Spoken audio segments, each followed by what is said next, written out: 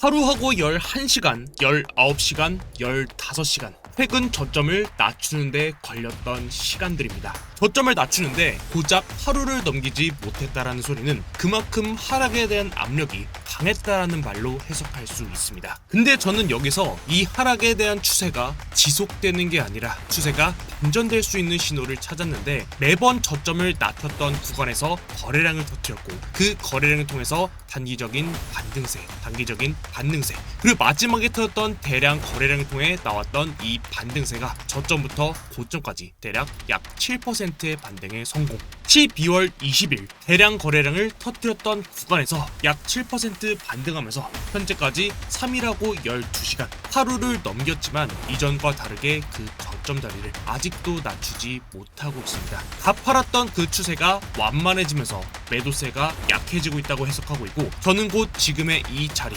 92K 부근을 기준으로 추세가 상승으로 반전될 것이다 라고 차트를 보고 있습니다. 네, 여러분 반갑습니다. 비트 갱스터입니다.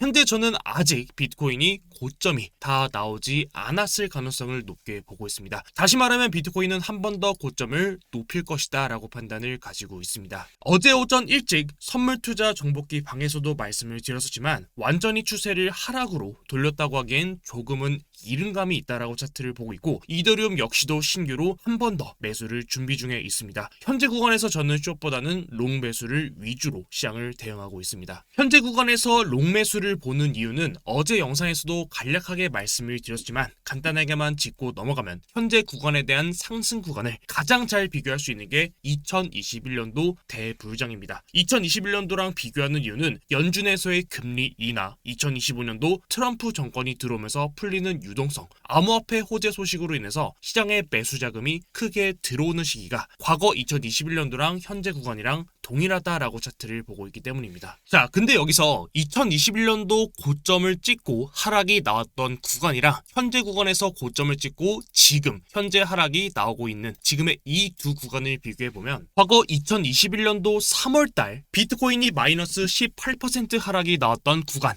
약 2주 동안 스토리지가 플러스 418% 4배가량 상승분이 나와 주었었고 2021년도 4월 14일 최고점을 찍고 마이너스 27% 하락이 나왔던 구간에서도 당시 네오코인이 132% 2배 넘게 상승이 나왔었습니다. 하지만 현재는 비트코인이 하락하고 있는 이 구간에서 이 시장에 대한 추세를 같이 따르면서 알트코인 역시도 하락세가 나와주고 있는 모습을 보이고 있죠. 과거 2021년도 1월달 그리고 2월달 초와 같이 비트가 하락하는 이 구간에서 알트코인들도 같이 하락이 나오듯 시장과 같이 움직이는 모양을 그리고 있습니다. 만약 정말 지금의 이 비트코인 하락이 장기적인 하락의 시작이었었다면 저는 오히려 반대로 알트코인을 상승으로 만들고 비트의 이 하락을 과거처럼 숨겼을 것이다 라고 생각을 가지고 있습니다. 지금의 하락이 정말 큰 하락의 시작이었다면 오히려 알트코인을 폭등시키고 비트의 하락을 눈치채지 못하게끔 시장을 흔들었을 것이다 라고 차트를 보고 있습니다. 그렇기 때문에 저는 지금의 움직임을 1월 8일 큰 상승이 나오기 전의 구간일지 혹은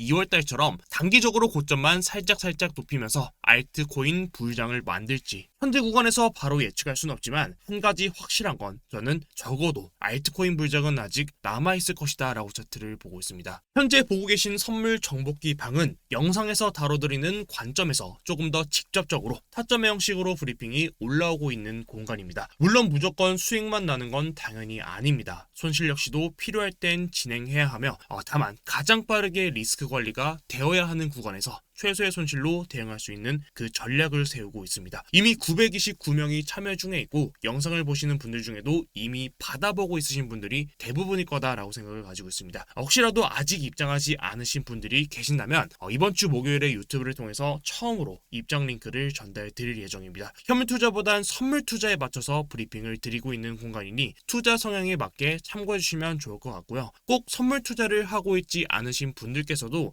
저희 웰시에서 제공하고 있는 있는 거래소 아이디에 가입만 하셔도 입장은 편하게 하실 수 있으니까 관심 있으신 분들은 이번 주 목요일 영상을 참고해 주시면 정말 감사드릴 것 같습니다. 어제 영상에서 비트코인 매수 관점을 말씀드렸으니 오늘은 알트코인 매수 관점에 대해서 말씀드리도록 하겠습니다. 어제 영상에서도 간략하게 말씀드렸지만 저는 지금권에서 알트코인은 딱 한 가지만 보도록 하겠습니다. 추세를 깼는지 혹은 추세를 지키는지. 추세에 대해서는 어제 영상에서 이더리움 네임 서비스 말씀드리면서 최근까지 한 달에서 두 달 사이 터졌던 그 평균 거래량을 찾고 평균 거래량을 넘어서는 대량 거래량, 그리고 대량 거래량의 캔들의 시가 자리를 깼는지 안 깼는지를 보면서 추세를 판단하자라는 말씀을 드렸습니다. 첫 번째로 평균 거래량을 찾는 이유는 거래량이라고 하는 지표 자체가 상당히 상대적인 지표이기 때문에 해당 코인 자체에서의 평균적인 거래량을 찾는다. 그리고 그 평균 거래량을 넘어서는 대량 거래량, 즉 이상 거래량을 찾고 이상 거래량 캔들의 시가 자리를 지킨다면 추가적인 반등이 나올 것이고, 그 캔들을 하방으로 이탈하고 내려온다면 해당 구간을 기준으로 조정이 출현될 것이다 라는 말씀을 드렸습니다. 전체적으로 알트코인 비율을 굳이 따진다면 현재는 추세를 지키고 있는 코인들이 약 3, 그리고 추세를 이탈한 코인들이 7 정도 수준으로 움직이고 있는 것 같습니다. 그리고 추세가 좋은 알트코인이 있다면 그런 코인들 위주로 알트코인 반등이 첫 번째로 시작될 것이다 라는 말씀을 드렸었죠. 어제 영상을 말씀드렸던 이더리움 네임 서비스가 어제 캔들에서 플러스 10%까지 반등에 성공했습니다. 누군가에겐 이 10%짜리 반등이 큰 반등일 수도 있고 누군가에겐 작은 반등일 수도 있을 것 같습니다.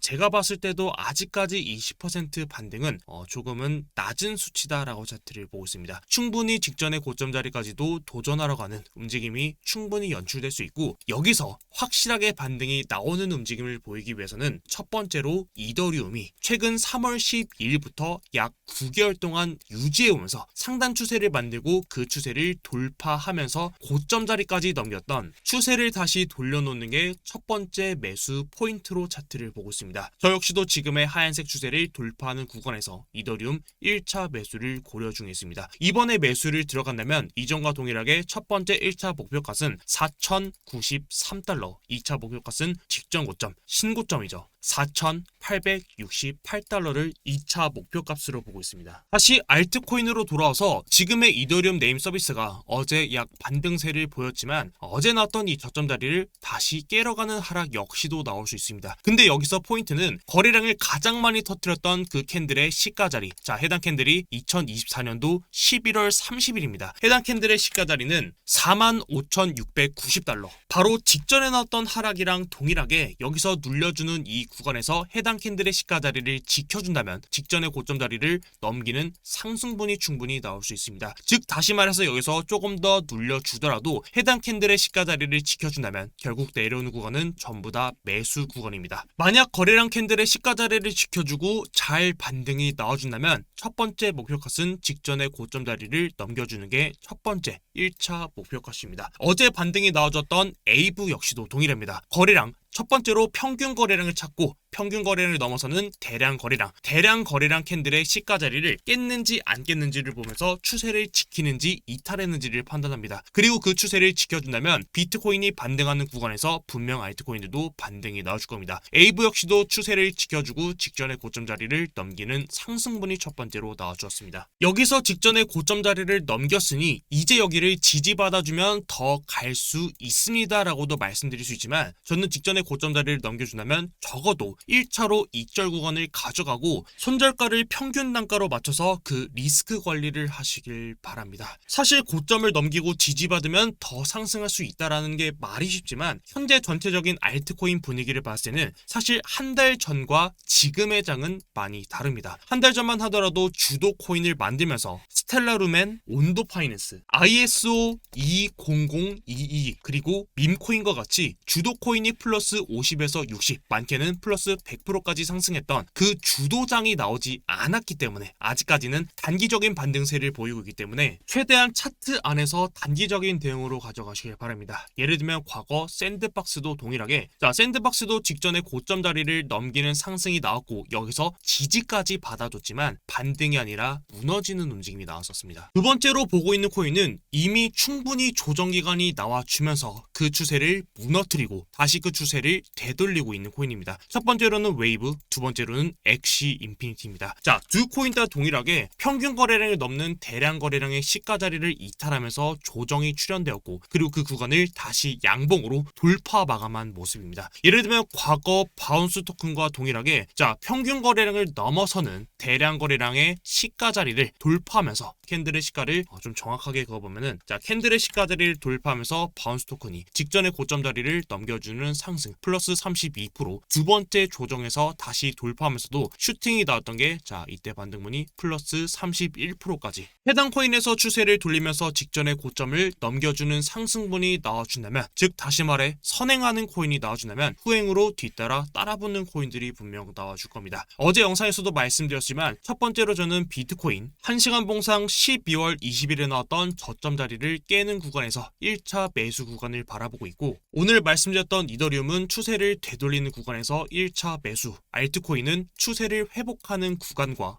추세를 지키는 코인,